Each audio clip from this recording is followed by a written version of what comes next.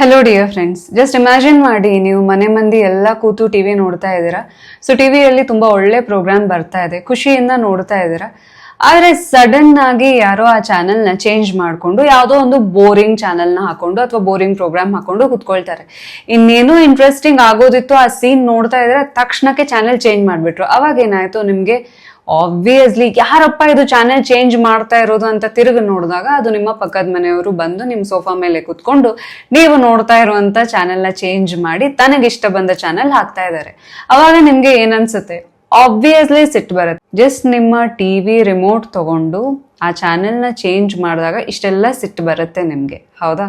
ಹಾಗಾದ್ರೆ ನಿಮ್ಮ ಮನಸ್ಸಿನ ರಿಮೋಟ್ ನ ಯಾರ ಕೈಯಲ್ಲಿ ಕೊಟ್ಟಿದ್ದೀರಾ? ಯಾರೋ ಒಬ್ರು ಬೈದ್ರೆ ನಿಮಗ್ ಬೇಜಾರಾಗತ್ತೆ, ಹೊಗಳಿದ್ರೆ ಖುಷಿ ಆಗುತ್ತೆ. ಸೊ ಯಾರೋ ಒಬ್ರು ಸಿಟ್ ಮಾಡ್ಕೊಂಡ್ರೆ ನಿಮಗೆ ಸಿಕ್ಕಾಪಟ್ಟೆ ಸಿಟ್ಟು ಬರುತ್ತೆ, ಅಥವಾ ನಿಮ್ ಜೊತೆ ಚೆನ್ನಾಗಿದ್ರೆ ನಿಮ್ ಮನ್ಸು ಕಾಮ್ ಆಗಿರುತ್ತೆ. ನಿಮ್ಮ ಫೋಟೋಸ್ಗೆ ಅಥವಾ ನಿಮ್ಮ ಒಂದು ಸೋಷಿಯಲ್ ಮೀಡಿಯಾ ಪ್ರೊಫೈಲ್ಗೆ ಲೈಕ್ಸ್ ಕಮೆಂಟ್ಸ್ ಬಂದ್ರೆ ನಿಮ್ಮ ಸೆಲ್ಫ್ ಎಸ್ಟೀಮ್ ಜಾಸ್ತಿ ಆಗುತ್ತೆ. ಅಥವಾ ಲೈಕ್ ಕಮೆಂಟ್ ಏನು ಜಾಸ್ತಿ ಬರ್ದೇ ಇದ್ರೆ ನಿಮ್ಮ ಸೆಲ್ಫ್ ಎಸ್ಟೀಮ್ ಅಥವಾ ನಿಮ್ಮ ಆತ್ಮವಿಶ್ವಾಸ ಲೋ ಆಗೋದಾಗಿರ್ಬೋದು, ಕಮ್ಮಿ ಆಗೋದಾಗಿರೋದು ಆಗುತ್ತೆ. ನಿಮ್ ಬಗ್ಗೆ 4 ಜನ ಮೆಚ್ಚುಗೆಯನ್ನ ವ್ಯಕ್ತಪಡಿಸಿದ್ರೆ ನಿಮ್ಮನ್ನ ನೀವು ತುಂಬಾ ಚೆನ್ನಾಗಿ ನೋಡ್ಕೊಳ್ತೀರಿ, ನಿಮ್ ಬಗ್ಗೆ ತುಂಬಾ ಒಳ್ಳೆಯ ಆಲೋಚನೆಯನ್ನ ಮಾಡ್ತೀರಿ. ಅದೇ ನಿಮ್ ಬಗ್ಗೆ ಯಾರಾದ್ರೂ ಹಿಂದೆ ಕೆಟ್ಟದಾಗಿ ಮಾತಾಡ್ತಾರೆ ಅಂತ ಅಂದ್ರೆ ನಿಮ್ಮನ್ನ ಲಿಟ್ರಲಿ ನೀವು ಹೇಟ್ ಮಾಡ್ಕೊಳ್ಳಿಕ್ಕೆ ಸ್ಟಾರ್ಟ್ ಮಾಡ್ತೀರಿ, ಹೌದಾ? ಸೊ ನಿಮ್ಮ ಖುಷಿ, ನಿಮ್ಮ ಮನಃಶಾಂತಿ, ನಿಮ್ಮ ಜೊತೆ ನಿಮ್ಮ ಸಂಬಂಧ, ಸೊ ನಿಮ್ಮನ್ನ ನೀವು ಹೇಗ್ ಟ್ರೀಟ್ ಮಾಡ್ತಿದ್ದೀರಿ, ಅಥವಾ ಯೂನಿವರ್ಸ್ ಮತ್ತೆ ನಿಮ್ಮ ನಡುವಿನ ಪ್ರೀತಿ, ನಂಬಿಕೆ, ಇವು ಎಲ್ಲವೂ ಯಾರ ಮೇಲೆ ನಿಂತಿದೆ? ಬೇರೆಯವ್ರ ಮೇಲೆ ತಾನೆ. ಬೇರೆಯವ್ರು ಯಾವ ಬಟನ್ ನ ಪ್ರೆಸ್ ಮಾಡ್ತಾರೆ ಹಾಗೆ ನೀವು ರಿಯಾಕ್ಟ್ ಮಾಡ್ತಾ ಹೋಗ್ತೀರಿ. ಸೊ ಇದು ನಿಮಗೆ ಸರಿ ಕಾಣಿಸುತ್ತಾ? ಈಗ ನಿಮ್ಗೆ ಸರಿಯಾಗಿ ಗೊತ್ತಾಗ್ತಾ ಇದೆ ಯಾರ್ಯಾರ ಕೈಯಲ್ಲಿ ನೀವು ನಿಮ್ಮ ಲೈಫ್ ನ ಅಥವಾ ನಿಮ್ಮ ಮನಸ್ಸಿನ ರಿಮೋಟ್ ಕಂಟ್ರೋಲ್ ನ ಕೊಟ್ಟಿದ್ದೀರಿ ಅಂತ. ಅದನ್ನ ಈಗ ವಾಪಸ್ ಪಡೆಯುವಂತ ಟೈಮ್. ಹೌದು, ಆ ರಿಮೋಟ್ ಕಂಟ್ರೋಲ್ ಏನಿದೆಯಲ್ಲ, ನಿಮ್ಮ ಮನಸ್ಸಿನ ರಿಮೋಟ್ ಕಂಟ್ರೋಲ್, ಅದನ್ನ ವಾಪಸ್ ಪಡೆಯುವಂತ ಟೈಮ್. ವಾಪಸ್ ಪಡೆದ್ರಿ ಅಂತ ಅಂದ್ರೆ ನಿಮ್ಮಷ್ಟು ಪವರ್ಫುಲ್ ಮ್ಯಾನಿಫೆಸ್ಟರ್ ಈ ಜಗತ್ತಲ್ಲೇ ಯಾರು ಇಲ್ಲ. ಸೊ ಹೇಗೆ ನಿಮ್ಮ ಮನಸ್ಸಿನ ರಿಮೋಟ್ ಕಂಟ್ರೋಲ್ ನ ವಾಪಸ್ ಪಡೆಯೋದು ಅಂಡ್ ಆರಾಮಾಗಿ ಖುಷಿಯಿಂದ ಜೀವನವನ್ನ ನಡೆಸೋದು, ಆಲ್ಸೋ ಅಮೇಝಿಂಗ್ ಆಗಿ ಮ್ಯಾನಿಫೆಸ್ಟ್ ಮಾಡೋದು ಹೇಗೆ ಅನ್ನೋದನ್ನ ತಿಳ್ಕೊಳ್ಳೋಣ ಒಂದು ಸ್ಪೆಷಲ್ ಫಾರ್ಮುಲಾ ಜೊತೆ. ಸೊ ಅದಕ್ಕಿಂತ ಮುಂಚೆ, ನನ್ನ ಹೆಸರು Sanjana, I am a life coach and healer. ನಿಮ್ಮೆಲ್ಲರಿಗೂ believe achieve TV Kannada YouTube ಚಾನೆಲ್ಗೆ ಪ್ರೀತಿಯ ಸ್ವಾಗತ. ನಿಮ್ಮೆಲ್ಲರ ಪ್ರೀತಿಗೆ, ಕಾನ್ಸ್ಟೆಂಟ್ ಸಪೋರ್ಟ್ಗೆ ತುಂಬಾ ಥ್ಯಾಂಕ್ಸ್. ಇವತ್ತಿನ ವಿಡಿಯೋ ಸ್ಟಾರ್ಟ್ ಮಾಡೋಣ. Let's get started. Dear friends, ನಮ್ಮ ಮೆದುಳು ಏನಿದೆಯಲ್ಲ ಅದರೊಳಗಡೆ ಒಂದು ಪುಟ್ಟ ಭಾಗವಿದೆ. ಸೊ ಅದ್ರ ಹೆಸರು ಅಮಿಗ್ಡಲಾ. ಸೊ ಅಮಿಗ್ಡಲಾ ಏನಿದೆಯಲ್ಲ ಅದು ತುಂಬಾ ಪುಟ್ಟದು, ಆದ್ರೂ ಅಷ್ಟೇ ಪವರ್ಫುಲ್. ನೆನ್ಪಿಡಿ, ಯಾವುದೇ ಒಂದು ವಿಷಯವನ್ನ, ಸಿಚುವೇಶನ್ ಅಥವಾ ವ್ಯಕ್ತಿಯನ್ನ ನಿಮ್ಮ ಅಮಿಗ್ಡಲಾ ತನಕ ನೀವು ಕರ್ಕೊಂಡ್ ಬಂದಿರಿ ಅಂತ ಅಂದ್ರೆ ನೀವು ಮತ್ತೆ ನಿಮ್ಮ ಜೀವನ ಎರಡೂ ಕೂಡ ಅಪಾಯದಲ್ಲಿ. ಮ್ಯಾನಿಫೆಸ್ಟೇಷನ್ ಬಗ್ಗೆ ಮರೆತೇ ಬಿಡ್ಬೇಕಾಗತ್ತೆ. ಆದ್ರೆ ನೆನ್ಪಿಡಿ, ಅಮಿಗ್ಡಲಾ ಅನ್ನೋದು ಕೆಟ್ಟದಲ್ಲ, ಅದ್ ನಮ್ಗೆ ಅಗತ್ಯ, ಅತಿ ಅಗತ್ಯ. ಯಾಕೆ ಅಂದ್ರೆ ಈಗ ನೀವು ರೋಡಲ್ಲಿ ಹೋಗ್ತಾ ಇದ್ದೀರಾ ಅಂತ ತಿಳ್ಕೊಳ್ಳಿ, ಎದುರುಗಡೆ ದೊಡ್ಡದಾದಂತ ಲಾರಿ ಬರ್ತಾ ಇದೆ, ಓಕೆನಾ? ಸೊ ಆ ಲಾರಿ ನೋಡಿದ ತಕ್ಷಣ ಅಮಿಗ್ಡಲಾ ಆನ್ ಆಗತ್ತೆ. ಏನು, ಪ್ಲೀಸ್ ಸೈಡಿಗೆ ಬಾ, ಇಲ್ಲಾದ್ರೆ ನಿನಗೆ ಅಪಾಯ ಅನ್ನೋ ಮೆಸೇಜ್ ನ ತಲುಪಿಸುತ್ತೆ. ಸೊ ನಿಮ್ ಕಾಲಿಗೆ ಶಕ್ತಿ ಬರುತ್ತೆ, ನೀವೇನ್ ಮಾಡ್ತೀರಾ, ಸಡನ್ ಆಗಿ ನೀವು ಸೈಡಿಗೆ ಹೋಗ್ತೀರಾ, ಹೌದಾ? ಸೊ ಅಮಿಗ್ಡಲಾ ಏನ್ ಮಾಡುತ್ತೆ, ಅಪಾಯದಿಂದ ನಮ್ಮನ್ನ ರಕ್ಷಿಸ್ಲಿಕ್ಕೆ ಹೆಲ್ಪ್ ಮಾಡುತ್ತೆ. ಆದ್ರೆ ಸಣ್ಣ ಪುಟ್ಟ ವಿಚಾರಕ್ಕೂ, ಯಾರೋ ಏನೋ ಅಂದ್ರು, ಬಾಸ್ ಏನೋ ಅಂದ್ರು, ಅಥವಾ ಯಾರೋ ನಿಮ್ ಬಗ್ಗೆ ಏನೋ ಮಾತಾಡಿದ್ರು, ಏನೋ ಒಂದ್ ಸಣ್ಣ ಪುಟ್ಟ ವಿಷಯ ವರ್ಕ್ ಆಗ್ಲಿಲ್ಲ, ಈ ವಿಷಯಗಳಿಗೆಲ್ಲ ನೀವು ಪದೇ ಪದೇ ಅಮಿಗ್ಡಲಾ ನಿಮ್ಮಲ್ಲಿ ಸ್ವಿಚ್ ಆನ್ ಆಗ್ತಾ ಇದ್ರೆ ಏನಾಗುತ್ತೆ, ನಿಮ್ಮ ಬಾಡಿಯಲ್ಲಿ cortisol level, stress hormone level ಜಾಸ್ತಿ ಆಗುತ್ತೆ. ನಿಮಗೂ ಒಳ್ಳೇದಲ್ಲ, ನಿಮ್ ಮನಸ್ಸಿಗೂ ಒಳ್ಳೇದಲ್ಲ, ಅಂಡ್ ಮ್ಯಾನಿಫೆಸ್ಟೇಷನ್ ಹೆಲ್ತಿಗೂ ಕೂಡ ಒಳ್ಳೇದಲ್ಲ. ಸೊ ಇದನ್ನ ಒಂದು ಪುಟ್ಟ ಕಥೆಯ ಮೂಲಕ ತಿಳ್ಕೋಣ. ಸೊ ಫಾರ್ ಎಕ್ಸಾಂಪಲ್, ನಿಮ್ಮ ಮನಸ್ಸು ಅನ್ನೋ ಒಂದು ಅರಮನೆ ಇದೆ ಅಂತ ತಿಳ್ಕೊಳ್ಳಿ. ಆ ಅರಮನೆಗೆ ರಾಜ ಯಾರು ಅಂತ ಅಂದ್ರೆ ನಿಮ್ಮ ಪ್ರೀ ಫ್ರಂಟಲ್ ಕಾರ್ಟೆಕ್ಸ್, ಓಕೆನಾ? ಸೊ ನಿಮ್ಮ ಮನಸ್ಸಿನ ಅರಮನೆಗೆ ರಾಜ ಯಾರು? ನಿಮ್ಮ ಪ್ರೀ ಫ್ರಂಟಲ್ ಕಾರ್ಟೆಕ್ಸ್.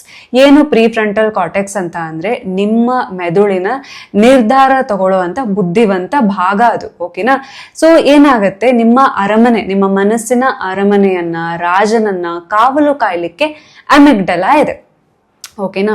ರಾಜನ ಕೆಲಸ ಏನು, ತನ್ನ ಪ್ರಜೆಗಳಿಗೆ ಅಥವಾ ಪ್ರಜೆಗಳ ಹಿತಕ್ಕೋಸ್ಕರ ಏನನ್ನ ಮಾಡಬೇಕು, ಏನನ್ನ ಮಾಡಬಾರ್ದು, ಸರಿಯಾದ ನಿರ್ಧಾರವನ್ನ ಕಾಮ್ ಆಗಿರೋದೆ, ಮನಃಶಾಂತಿಯಿಂದ ಪ್ರಶಾಂತವಾಗಿ ನಿರ್ಧಾರ ತೆಗೆದುಕೊಳ್ಳೋದೆ ಸೊ ರಾಜನ ಕೆಲಸ. ಅಥವಾ ಬುದ್ಧಿವಂತಿಕೆಯಿಂದ ಎಲ್ಲರ ಒಳಿತಿಗಾಗಿ ನಿರ್ಧಾರ ತೆಗೆದುಕೊಳ್ಳೋದು ರಾಜನ ಕೆಲಸ. ಕಾವಲುಗಾರನ ಕೆಲಸ ಏನು?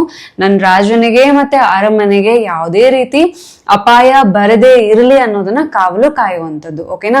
ಈಗ ಏನಾಗುತ್ತೆ, ನಮ್ಮ ಅಮಿಗ್ಡಲಾ ಕಾವಲು ಕಾಯ್ತಾ ಇರತ್ತೆ, ಹೌದಾ? ಸೊ ಈಗ ದಾರಿ ಹೋಗ ಯಾರೋ ಬರ್ತಾರೆ, ಅವ್ರು ಬಂದು ರಾಜನ ಬಗ್ಗೆ ಕೆಟ್ಟದಾಗಿ ಮಾತಾಡ್ತಾರೆ. ಒಂದ್ ಸ್ವಲ್ಪ ಹಿಂಗೆ ತಮಾಷೆ ರೀತಿಯಲ್ಲಿ ಟಾಂಟ್ ಮಾಡೋ ತರ ರಾಜನ ಬಗ್ಗೆ ಕೆಟ್ಟದಾಗಿ ಮಾತಾಡ್ತಾರೆ. ನೆನ್ಪಿಡಿ, ಆ ದಾರಿ ಹೋಗ ಏನಿರ್ತಾರಲ್ಲ, ಸೊ ಕಾಮನ್ ಪರ್ಸನ್ ಏನಿರ್ತಾನೆ ಅವನು ಅದೇ ದೇಶದವನೇ ಆಗಿರ್ತಾನೆ, ಅಂಡ್ ಬೇರೆ ದೇಶದವನಲ್ಲ, ಅಂಡ್ ಆಲ್ಸೋ ವೈರಿ ಪಡೆನೂ ಅಲ್ಲ, ಅಂಡ್ ಅವ್ರ ಹತ್ರ ಯಾವುದೇ ರೀತಿ ವೆಪನ್ ಇರಲ್ಲ, ಏನೂ ಇಲ್ಲ. ಸುಮ್ಮನೆ ಒಂದ್ ಸಣ್ಣ ಮಾತಾಡಿದಷ್ಟೇ. ತಕ್ಷಣಕ್ಕೆ ಅಮಿಗ್ಡಲಾ ಏನ್ ಮಾಡತ್ತೆ, ಅತಿ ಓವರ್ ಪ್ರೊಟೆಕ್ಟಿವ್ ಆಗಿ ಏನ್ ಮಾಡತ್ತೆ, ಜೋರಾಗಿ ಓಡ್ಕೊಂಡು ಹೋಗಿ ರಾಜ ಎಲ್ಲಿರ್ತಾರಲ್ಲ, ಸೊ ರಾಜ ಅಂತ ಅಂದ್ರೆ ಯಾರು? ನಮ್ಮ ಪ್ರೀ ಫ್ರಂಟಲ್ ಕಾರ್ಟೆಕ್ಸ್. ಓಕೆನಾ? ಸೊ ಅದನ್ನ ರಾಜನನ್ನ ಏನ್ ಮಾಡತ್ತೆ, ಸೊ ಒಂದು ರೂಮ್ ಅಲ್ಲಿ ಕೂಡ್ ಹಾಕತ್ತೆ ಅಂತ ತಿಳ್ಕೊಳ್ಳಿ. ಅಂಡ್ ಆಲ್ಸೋ ಅಮಿಗ್ಡಲಾನೇ ರಾಜನ ಪ್ಲೇಸ್ ಅಲ್ಲಿ ಕೂತು ಯುದ್ಧ ಘೋಷಿಸ್ಬಿಡಿ ಅಂತ ಹೇಳಿ ಆರ್ಡರ್ ಮಾಡುತ್ತೆ. ಅಂಡ್ ನನ್ನ ರಾಜನ ಪ್ರಾಣ ಅಪಾಯದಲ್ಲಿದೆ, ಸೊ ಯುದ್ಧ ಘೋಷಿಸ್ಬಿಡಿ ಅಂತ ಆರ್ಡರ್ ಮಾಡುತ್ತೆ. ಅಂಡ್ ಸೈನಿಕರು ಯುದ್ಧಕ್ಕೆ ಹೋಗ್ತಾರೆ ಅಂತ ತಿಳ್ಕೊಳ್ಳಿ. ಓಕೆನಾ? ಸೊ ಈಗ ನೆನಪಿಡಿ, ಒಂದ್ ಸ್ವಲ್ಪ ಹೊತ್ತಾದ್ಮೇಲೆ ಅಮಿಗ್ಡಲಾ ಶಾಂತವಾಗುತ್ತೆ. ಆಗ ರಿಯಲೈಸ್ ಆಗುತ್ತೆ, ಅರೆ ಪಾಪ ಅವನು ಒಂದ್ ಸಣ್ಣ ಮಾತಾಡಿದಷ್ಟೇ, ಅದ್ ನೋಡಿದ್ರೆ ರಾಜನ್ ಪ್ರಾಣಕ್ಕೆ ಅಪಾಯ ಅಂತ ತಿಳ್ಕೊಂಡು ನಾ ಯುದ್ಧ ಘೋಷಿಸ್ಬಿಟ್ನಲ್ಲ ಅಂತ ಹೇಳಿ ರಿಯಲೈಸ್ ಆಗುತ್ತೆ. ಸೊ ಆಮೇಲೆ ಏನಾಗುತ್ತೆ, ಸೊ ಅದೇ ಅಮಿಗ್ಡಲಾ ರಾಜನನ್ನ ಕೂಡಾಕಿರುತ್ತೆ ಅಲ್ವಾ, ಆ ಕೂಡಾಕಿರೋದನ್ನ ತೆಗಿಯುತ್ತೆ. ಸೊ ಲಾಕ್ ಓಪನ್ ಮಾಡುತ್ತೆ. ಆಗ ಬಂದು ಅಮಿಗ್ಡಲಾ ಕೇಳುತ್ತೆ. ಆಗ ಬಂದು ರಾಜ ಕೇಳ್ತಾನೆ, ಯಾಕಪ್ಪ ನೀ ಹಿಂಗ್ ಮಾಡ್ದೆ ಅಂತ. ಆಗ ಅಮಿಗ್ಡಲಾ ಹೇಳುತ್ತೆ, ಇಲ್ಲ ಸಾರಿ ರಾಜ, ನಂಗೆ ಗೊತ್ತಿರ್ಲಿಲ್ಲ ನಿಮ್ ಪ್ರಾಣ ಅಪಾಯದಲ್ಲಿದೆ ಅಂತ ತಿಳ್ಕೊಂಡು ನಾ ಯುದ್ಧ ಘೋಷಿಸ್ಬಿಟ್ಟೆ ಅಂತ. ಸೊ ಆಗ ರಾಜಂಗೆ ಪಶ್ಚಾತ್ತಾಪ ಆಗತ್ತೆ, ಛೇ ಈ ಅಮಿಗ್ಡಲಾ ಅನ್ನುವಂತಹ ಕಾವಲುಗಾರನ್ನ ನಾನು ಯಾಕೆ ಇಷ್ಟೊಂದು ಅವನಿಗೆ ಪವರ್ ಕೊಟ್ಬಿಟ್ಟೆ, ಸೊ ಯಾಕೆ ಇಲ್ಲಿ ತನಕ ನಾನು ಬಿಟ್ಕೊಂಡ್ಬಿಟ್ಟೆ, ನನ್ನ ಡಿಸಿಷನ್ ಮೇಕಿಂಗ್ ತಗೊಳ್ಳೋಷ್ಟು ಲೆವೆಲ್ಗೆ ನಾ ಯಾಕೆ ಈತನನ್ನ ಬಿಟ್ಬಿಟ್ಟೆ ಅಂತ ಪಶ್ಚಾತ್ತಾಪ ಆಗುತ್ತೆ. ಸೊ ಈಗ ಅರ್ಥ ಆಗ್ತಾ ಇದೆಯಾ? ಸೊ ನಮ್ಮ ಅಮಿಗ್ಡಲಾ ಏನಿರುತ್ತೆ, ಚಿಕ್ಕ ಪುಟ್ಟ ವಿಷಯಕ್ಕೂ ನಾವು ಹೆದರಿ ಹೆದರಿ ಹೆದರಿ ಯಾರೋ ಒಬ್ರೇನೋ ಮಾತಾಡ್ತಾರೆ ಅಥವಾ ಏನೋ ಒಂದು ಸಣ್ಣ ಪುಟ್ಟ ಫೇಲ್ಯೂರ್ ಬಂತು ಅಂದ ತಕ್ಷಣ ಅಮಿಗ್ಡಲಾ ಆನ್ ಆಗುತ್ತೆ, ಅಪಾಯ ಇದೆ, ಇನ್ನು ಜೀವನನೇ ಅಪಾಯ, ಇನ್ನು ಪ್ರಪಂಚದಲ್ಲಿ ಅವಕಾಶನೇ ಇಲ್ಲ ಅನ್ನೋ ರೀತಿ ಅಪಾಯ ಪಡ್ಲಿಕ್ಕೆ ಸ್ಟಾರ್ಟ್ ಆಗುತ್ತೆ. ನಮ್ಮ ರಾಜ ಏನಿರುತ್ತೆ, ನಮ್ಮ ಪ್ರೀ ಫ್ರಂಟಲ್ ಕಾರ್ಟೆಕ್ಸ್ ಏನಿರುತ್ತೆ, ಕಂಪ್ಲೀಟ್ ಆಗಿ ಆಫ್ ಆಗುತ್ತೆ. ಆ ಆಫ್ ಆಗಿರೋ ಟೈಮ್ ನಲ್ಲಿ ನಮ್ಮ ಅಮಿಗ್ಡಲಾ ಏನ್ ಮಾಡುತ್ತೆ, ಹೆದರಿಕೆಯಿಂದ ರಾಜನ್ ಸೀಟಲ್ಲಿ ಕುತ್ಕೊಳ್ಳುತ್ತೆ, ಹೌದಾ? ನಿರ್ಧಾರ ತಗೊಳ್ಲಿಕ್ಕೆ ಹೋಗುತ್ತೆ, ಏನೋ ಒಂದ್ ಮಾತಾಡ್ಲಿಕ್ಕೆ ಹೋಗುತ್ತೆ. ಹೆದರಿಕೆಯಿಂದ, ಇನ್ಸೆಕ್ಯೂರಿಟಿಯಿಂದ ತಗೊಂಡಂತಹ ನಿರ್ಧಾರದ ರಿಸಲ್ಟ್ ಹೆಂಗಿರುತ್ತೆ? ನಾವು ಸಿಕ್ಕಾಪಟ್ಟೆ ರಿಯಾಕ್ಟ್ ಮಾಡಿ ಏನೇನೋ ಮಾತಾಡಿ ಆ ಪರಿಸ್ಥಿತಿ ಇನ್ನೂ ನಮ್ಮ ಕೈ ಮೀರಿ ಹೋಗೋ ತರ ನಾವೇ ಮಾಡಿರ್ತೀವಿ, ಹೌದಾ?